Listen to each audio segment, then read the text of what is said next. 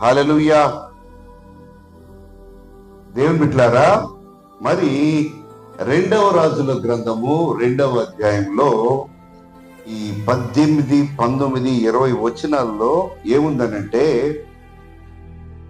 19 వచనంలో అంతటా ఆ పట్టణపు వారు, ఈ పట్టణమున్న చోటు రమ్యమైనదని మా ఏలినవాడివైన నీవు కనబడుచున్నది గాని నీళ్లు మంచివి కావు. చాలు. హల్లెలూయా. మా ఏలిన వాడవైన నీవు ఇచ్చటనున్నావు, ఆ పట్టణపు వారు, ఈ పట్టణమున్న చోటు రమ్యమైనదని మా ఏలిన వాడవైన నీకు కనబడుతున్నది గాని నీళ్లు మంచివి కావు. దేవుని బిడ్డలారా, ఎలీషా ప్రవక్త ఆయన ఎక్కడ ఉన్నాడంటే యెరికోలో ఉన్నాడు. ఎక్కడున్నాడు? యెరికో పట్టణంలో ఉన్నారు. యెరికో ఎంతమంది వచ్చారు? యెరికో యెరికో యెరికో యెరికో మీ బ్యాచ్ని తీసుకెళ్ళాలి. యెరికో ఈ సమ్మర్లో వెళ్దాం. హల్లెలూయా. యెరికోలో ఉన్నాడు. మేమందరం చాలాసార్లు వెళ్ళాము. యెరికో ప్రతి సంవత్సరం వెళ్తాం అనమాట. యెరికో పట్టణంలో ఎవరు ఉన్నారంటే ఎలీషా ఉన్నారు. ఎలీషా అక్కడ ఎందుకున్నారంటే, దేవుని బిడ్డలారా, దైవజనుడైనటువంటి ఏలియా, ఎలీషా యొక్క గురువు గారైనటువంటి ఏలియాని దేవాతి దేవుడు ఆయన తీసుకొని వెళ్ళిపోతూ ఉన్నారు. తీసుకొని వెళ్ళిపోతారు. ప్రభు చెప్తారు, ఏలియా, నిన్ను కొంతకాలానికి అతి శీఘ్రమే నేను నిన్ను తీసుకొని వెళ్ళిపోతా. నీవు పరలోకానికి నాతో కూడా నీవు ఉండాలి. నీవు రాబోతున్నావు, నేను వచ్చి తీసుకుని వెళతానని చెప్పేసి దేవాతి దేవుడు ఏలియా గారికి చెప్తే, ఏలియా శిష్యుడైనటువంటి ఎలీషా, ఎవరో ఎలీషాతో ఈ మాట చెప్తారు. ఇదే మాట ఏలియా యొక్క శిష్యులందరికీ తెలిసిపోతుంది. ఏలియా గారి శిష్యులు ఎక్కడెక్కడ ఉంటారంటే, దేవుని బిడ్డలారా, బేతేల్లో ఉంటారు. ఎక్కడుంటారు? బేతేల్లో ఉంటారు. యెరికోలో ఉంటారు. వాళ్ళు ఎక్కడుంటారంటే యోర్దాన్లో ఉంటారు. ఆ రోజుల్లో ఏలియా గారు ఏం చేశారంటే బైబిల్ కళాశాలలో ప్రారంభించారు. ఏంటిది? బైబిల్ కాలేజీలు ఇప్పుడు ఉన్నాయి కదా, అది కాదు, సంస్థ ఉంటుంది, ఇల్లు ఇవన్నీ ఉంటాయి. మన బైబిల్ కాలేజీలు ఉంటుంది కదా, హైదరాబాద్, మన కల్కట్టా, మెడ్రాస్, కేరళ ఆ ప్రాంతాల్లో ఉంటాయి. బైబిల్ కాలేజీలో వేద విద్య పాండిత్యం కోసం వాళ్ళు వెళతారు, ట్రైన్ అవుతూ ఉంటారు. ఏలియా గారు కూడా ఎలీషాతో కలిసి ఇక్కడ బైబిల్ క్లాసులు నెరవేరుస్తూ దేవుని గురించినటువంటి ఒక అవగాహన వాళ్ళలో కల్పిస్తూ ఉన్నప్పుడు ఆ యొక్క శిష్యులు ఏమంటారంటే, ఇదిగో ఎలీషా, నీకు తెలుసా, నీ గురువు అయినటువంటి ఏలియాని దేవుడు తీసుకొని వెళ్ళబోతున్నాడు. ఆయన పరమునకు వెళ్ళబోతూ ఉన్నాడు. ఎక్కడికండి? ఎక్కడికి? స్విట్జర్లాండ్ కాదు. ఇండియాలో ఉన్న సేవకుడిని ఒక ఆయన వచ్చి నేను అమెరికా తీసుకెళ్తానంటే ఎలా ఉంటుంది? ఆయనకి ఫుల్ హ్యాపీ. కానీ దేవుని బిడ్డలారా, దేవాతి దేవుడు ఈ మనిషిని, అనగా ఈ ప్రవక్తని, రోషము కలిగినటువంటి ఏలియా గారిని ఎక్కడికి తీసుకుని వెళ్తానంటే పరలోకానికి. హల్లెలూయా. మరణము రుచి చూడకుండా. మీకు అర్థమైందా? చనిపోయిన మనిషి వెళ్ళిపోవడం వేరు, ఎటు వెళ్తారు ఎవరో తెలియదు, వెళ్తున్నారని తెలుసు అంతే. అవునా? ఎవరైనా చనిపోతే మనం ఏమనుకుంటాం? దేవుని దగ్గరికి వెళ్ళిపోయాడు. అసలు వెళ్ళాడో లేదో మనకు తెలియదు. కానీ దేవుని బిడ్డలారా, చనిపోయి కాదు, బ్రతికుండగానే, రక్త మాంసాలతో ఉండగానే నిన్ను నేను తీసుకొని వెళ్తానని ఏలియాతో దేవాతి దేవుడు చెప్తారు. దేవుని బిడ్డలారా, బైబిల్లో ఉన్నటువంటి ఇద్దరు వ్యక్తులు రక్త మాంసాలతో దేవుని దగ్గరికి వెళ్ళిపోయాడు. హల్లెలూయా. ఎవరు వాళ్ళు? హానోకు, ఏలియా. ఎందుకు వెళ్ళారు వీళ్ళిద్దరు అని అంటే, దేవుని బిడ్డలారా, హానోకు దేవునితో నడిచాడంట. దేవునితో నడిచాడు. దేవునితో నడిచి దేవుడు నడుస్తూ ఏమైతుందో తెలుసా దేవుని బిడ్డలారా? దేవునితో నడుస్తూ ఉంటే ఆయనతో మనం కలిసిపోతాం. హల్లెలూయా. ఒక చోట 10 సంవత్సరాలు, 5 సంవత్సరాలు, 2 సంవత్సరాలు, లేకపోతే 6 నెలలు స్నేహంగా ఉన్న వాళ్ళు విడిపోతారా? విడిపోవడం ఎంత కష్టమో తెలుసా మీకు? నెతన్యాహు దగ్గరికి మన మోడీ బాబా వచ్చి వెళ్ళిపోతుంటే నెతన్యాహు గారు ఎంత బాధపడ్డాడో తెలుసా? అంటే ఎప్పుడో ఒకసారి కలిసిన వాళ్ళే ఎంత బాధపడిపోయారంటే అంత బాధపడిపోయి, అంటే రెండు కూడా వాళ్ళ మనసులను విడదీసి వెళ్ళిపోతున్నంత ఫీల్ కలిగింది వాళ్ళిద్దరికి కూడా. ఒక స్నేహం ఎలా ఉంటుందంటే దేవుని బిడ్డలారా, విడదీయలేని స్నేహాన్ని. భార్య భర్తల ప్రేమ కంటే, తల్లిదండ్రుల మీద ఉన్న ప్రేమ కంటే గొప్ప అనుబంధం ఏంటంటే స్నేహమే. నిజమైన స్నేహం అంటే డబ్బు కోసం కాదు, లేకపోతే కొంతమంది రంగు కోసం స్నేహం చేస్తారు, కొంతమంది రకరకాల విషయాల కోసం స్నేహం చేస్తుంటారు. నిజమైన స్నేహం అంటే యోనాతాను, దావీదు కదా బైబిల్లో. అదే విధంగా దేవుని బిడ్డలారా, ఈ హానోకు ఏం చేశారంటే ప్రభుతో నడుస్తూ ఉంటే ఒక స్నేహితుడు అయిపోయాడు. ఏంటి?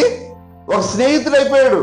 అయిపోతా దేవుడు ఏం చేశాడంటే పద్దాగా ఆకాశం నుంచి నేను ఎక్కడ రావడం, హానోకు దగ్గర రావడం, హానోకు నాతో కలవడం, హానోకు నేను వెళ్తాం ఎందుకని చెప్పి మొత్తం హానోకుని తీసుకుని వెళ్ళిపోయాడు. చూడండి, ఆయన ఏదైనా చేయగలడు.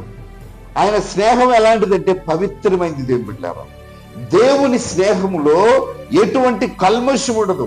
ఆయన ఎలాంటి వారంటే, ఒక వ్యక్తిని నమ్మాడంటే, ఒక వ్యక్తిని ఆయన కోరుకున్నారంటే దేవుని బిడ్డలారా, ఆయన ఆ వ్యక్తి కోసం ఏదైనా చేస్తారు. ఎందుకు చేస్తారు తెలుసా? ఆ దేవుని మనసు ఏ విధంగా ఉంటుందో అదే విధంగా ఈ స్నేహితుడు కూడా ఉంటుంది. హల్లెలూయా. మందేశవుడి స్నేహితుడికి ఎలా ఉంటాడు? మందు కోసమే చూస్తాడు. వీడు కూడా దొంగోడు స్నేహితుడు ఉంటాడు. ఆడు ఏం చేస్తాడు? మామ ఆ ఇంటికి వెళ్ళి దొంగ చేద్దామంటే అక్కడ ఎందుకురా, అక్కడ రామవరంలో అయితే రాయుడు గారి ఇంట్లో గోల్డ్ బంగారం ఉంటుంది. ఏంటి? ఇలా మనస్సులు దేనికోసం కలిసినాయి? అర్థమైందే? ఈ కాలేజీ దగ్గర ఉంటాడు, మాకు స్టెల్లా కాలేజీ దగ్గర. ఎక్కడేంటారా స్టెల్లా కాలేజీ, అక్కడికి వెళ్తే అసలు గోలే గోల. అంటే ఏంటి? ఈ ఏ గోల బ్యాచ్ ఆ గోలే చేస్తారు. మీకు అర్థమైందా? కెమెరామెన్స్ ఉన్నారండి, వాళ్ళ యొక్క ప్రొఫెషన్ ఏంటంటే కెమెరామెన్స్. వాళ్ళు ఎప్పుడు అదే మాట్లాడుకుంటారు. అదైతే బాగుంటుంది, జూమ్ ఇదైతే బాగుంటుంది, ఇంత డిగ్రీలో పెట్టి బాగుంటుంది. అలాగా సేవకులు ఏం మాట్లాడుకుంటారు? వాక్యం గురించి మాట్లాడుతూ ఉంటారు. అంటే దేని వాడు దానితో మాట్లాడతాడు. దేవుని స్నేహితుడు ఎలా ఉంటాడంటే దేవులాగా ఉంటాడు. హల్లెలూయా. దేవులాగా ఉంటాడు. దేవుని యొక్క మనస్సే కలిగి ఉంటాడు. హానోకు కూడా దేవుడు వెళ్ళిపోయాడు జల్లపోట అని కాయ తినేవాడు కాదు ఆయన. హల్లెలూయా, హల్లెలూయా.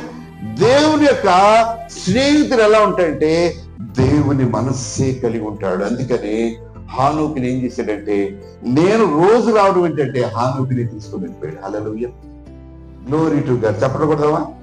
హల్లెలూయా. దేవునితో నీవు నడిచావంటే దేవుడు పెట్టాలి. ఏంటి? దేవునితో నీవు నడిచావంటే నువ్వు పేదవాడుగా ఉండవు. దేవుడు నిన్ను గొప్ప ఐశ్వర్యవంతం చేసేస్తాడు. హల్లెలూయా. దేవుడు ఉన్నత స్థితిలో తీసుకెళ్ళిపోతాడు. హల్లెలూయా. దేవునితో నడిచిన ఎవడు కూడా భూమి మీద లేడు. దేవుడు పెట్టాడు. భూమి మీద ఏంటంటే పేద స్థితిలో లేడు, అడుక్కునే స్థితిలో లేడు. దేవునితో నడిచిన ప్రతి వాడిని కూడా దేవుడు పైకి లేపే దేవుడు. హల్లెలూయా. నీవు పెట్ట కుప్ప స్థితిలో ఉన్నా, పేదవాడుకున్నా, లేకపోతే నీవు ఏ జాతి, ఏ కులము, ఏ దేశము, ఏ ప్రాంతంలో పుట్టినా, నీవు దేవునితో నీవు ఉంటే, దేవునితో నీ స్నేహం ఉంటే, నీ స్నేహితుడు నీకు సహాయం చేస్తాడు. హల్లెలూయా, హల్లెలూయా, హల్లెలూయా. దేవునితో స్నేహం చేశాడు హానోకు, దేవుడు తీసుకొని వెళ్ళిపోయాడు. హల్లెలూయా. దేవుని ఆజ్ఞానుసారంగా దేవునితో నడిచిన ఇంకొక వ్యక్తి ఏలియా. ఏలియా దేవునితో నడిచాడు. ఏలియా దేవుని కోసం రోషం కలిగి కర్మేలు కొండపైన గొప్ప యోధుడిగా నిలబడ్డాడు. ఎక్కడ? కర్మేలు కొండపైన. కర్మేలు అంటే ఏంటి తెలుసా మీకు? మంచి చెడును డివైడ్ చేస్తుంది. హల్లెలూయా. దేవుని కోసం నిలబడే వాడే కర్మేల్లో ఉంటాడు. హల్లెలూయా. అక్కడ అనేక మంది ఉన్నారు, ఏలియా ఒక్కడే ఉన్నాడు. అనేక మంది బయలు ప్రవక్తలు ఉన్నారు. వాళ్ళందరూ ఏమంటున్నారంటే మావాడే గొప్ప, మావాడే గొప్ప అంటే ఒక్కడే ఉన్న వ్యక్తి ఎవరంటే, దేవా నీవు నిజమైన దేవుడు అయితే, నేను సేవిస్తున్నా, నేను పూజిస్తున్నా దేవుడు నీవైతే ఈ క్షణమే అగ్ని ఆకాశం నుండి వచ్చి ఈ బలిపీఠాన్ని తాకునుగాక అని ఆయన అనకముందే, ఆమె అనకముందే మొత్తం బలిపీఠం తగలబడిపోయింది. ఎలా ఉందో తెలుసా? బలిపీఠం చుట్టూ కూడా నీళ్లు పోసారు, కందకం తవ్వి నీళ్లు పోసారు, నీళ్లతో సహా ఆవిరైపోయింది, రాళ్లతో సహా బూడిదైపోయింది. ఏలియా ప్రార్థన అలాంటిది. అలాంటి ఏలియాని ఏం చేశాడో తెలుసా దేవుడు? ఏలియా అలా ఉంటూ కూడా భయపడుతున్నాడు, రాజు చంపుతాడని, వాడు చంపుతాడని. ఇక నీకు అబ్బాయి మరణం వద్దు, నేను చూసుకో, ఆకాశం నుండి అగ్ని రథాన్ని పంపిస్తున్నాను నీకోసం, హల్లెలూయా. అగ్ని గుర్రాలు వస్తాయి నీకోసం, హల్లెలూయా. నీవు సిద్ధంగా ఉండు, నీ శిష్యుడైన ఎలీషాని నీవు సిద్ధపరచు. నీవు సిద్ధంగా ఉండు, నీ శిష్యుడైన ఎలీషాని నీవు సిద్ధపరచమన్నప్పుడు దేవుని బిడ్డలారా, ఏలియా వెళ్ళి ఎలీషాతో చెప్తాడు, ఎలీషా నేను అతి త్వరలో దేవుని దగ్గరికి వెళ్ళిపోతున్నాను.